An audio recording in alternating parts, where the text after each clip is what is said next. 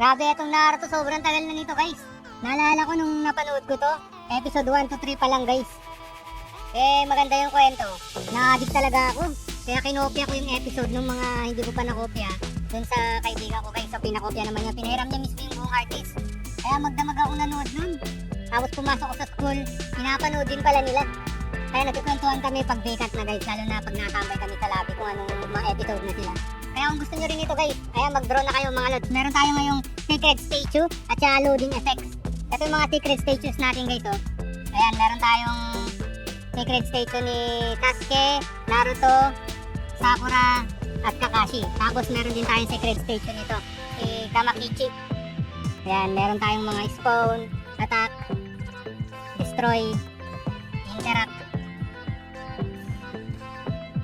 Pakita natin lahat Easter egg. Oo, diba? Nakaka-keeps niya. Saka yung celebrate. Oo, diba mga ito. Siyempre yung loading effects natin. Ayan, loading effect ni Naruto. Tapos yung loading effect preview naman ni Sasuke.